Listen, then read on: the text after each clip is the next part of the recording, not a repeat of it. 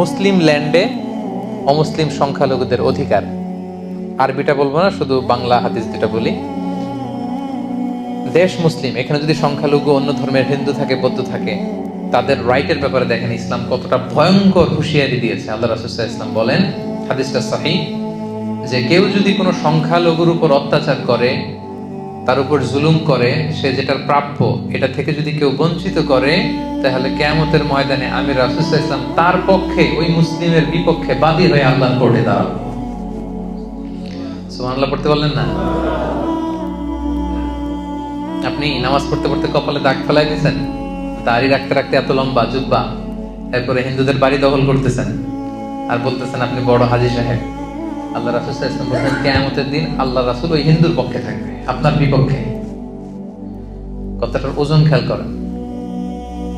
বাংলাদেশে কিন্তু এরকম হয়, ক্ষমতার দাপটে হিন্দুদের বাড়ি দখল করে, জমি দখল করে, সংখ্যালঘুদের উপর অত্যাচার করে। হ্যাঁ, আছে না এরকম? আল্লাহ রাসূল সাল্লাল্লাহু আলাইহি ওয়াসাল্লাম বলেছেন তুমি মুসলিম হও, তুমি হাজী হও, তুমি যেটা হও, তোমার বিপক্ষে থাকবে আমার অবস্থান কিয়ামতের দিন।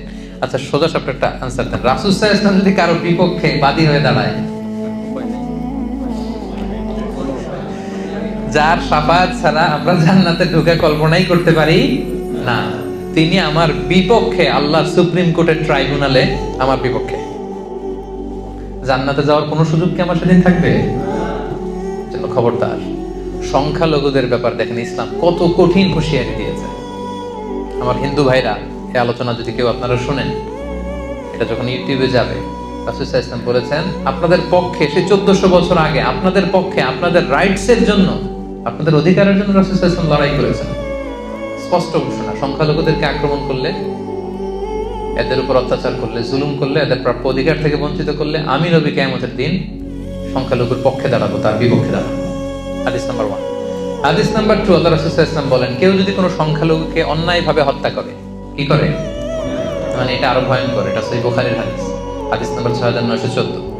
সংখ্যালঘুকে যদি অন্যায়ভাবে কেউ হত্যা করে, আল্লাহ রাসূল সাল্লাল্লাহু আলাইহি ওয়াসাল্লাম বললেন কিয়ামতের দিন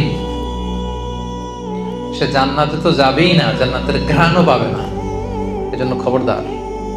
ভয়ঙ্কর কথা কিন্তু আল্লাহ রাসূল সাল্লাল্লাহু আলাইহি ওয়াসাল্লাম বলেছেন। সো ইসলাম সব সময় ভিন্ন ধর্মাবলম্বীদের সাথে আমাদের সুসম্পর্কের কথা বলে, তাদের অধিকার সংরক্ষণের কথা বলে। এমনকি তারা যে মূর্তির পূজা করে, কোরআনের গাইডলাইন হচ্ছে লা তাসুবুল্লাযীনা ইয়াদউনা মিন দুনিল্লাহি ফায়াসুবুল্লাহা আদওয়ান বিগাইরি ইলম। খবরদার, আল্লাহকে ছাড়া তারা যে দেবী বা প্রতিমা, তাদের কাছে যেটা পবিত্র, এটা যে উপাসনা করে, ওই দেবী মূর্তি, এগুলোকে তোমরা গালি দিও না। খবরদার, এটা কোরআনের ডোনস। কোরআনের অনেকগুলো খুব স্ট্রিক্ট ডুজ এন্ড ডোনস আছে। কোরআন বলেছে খবরদার, ওদের প্রতিমা, ওদের মূর্তি, ওদের দেবদেবী, এগুলোকে গালি দিও না। দিলে কি হবে? ওরা আল্লাহকে গালি দিবে, ফলে তুমি কেমন যেন আল্লাহরে গালি খাওয়ানোর কারণ হলো না, ঠিক না? কারণ তুমি তো ওদের দেবীকে গালি না দিলে ওরা তোমার আল্লাহর গালি দিত না।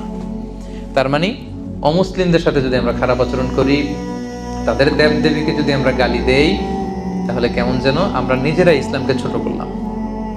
ইসলাম আমাদেরকে এটা শিক্ষা দেয়নি। ইসলাম সবসময় সহমর্মিতার কথা বলে, সাম্প্রদায়িক সম্প্রীতির কথা বলে, ধর্মীয় সহাবস্থানের কথা বলে, ইন্টারফেথ ডায়ালগের কথা বলে, যেগুলোকে সামনে রেখে আমরা একসাথে হতে পারি। ইসলামের মৌলিক শিক্ষার সাথে অন্য ধর্মের সাথে যে শিক্ষাগুলো মিল আছে, এগুলোকে সামনে নিয়ে কিন্তু আমরা একসাথে বসতে পারি, একসাথে কাজ করতে পারি। তাহলে সংঘাত এগুলো কমে যাবে। কথা বুঝতে পেরেছেন সবাই?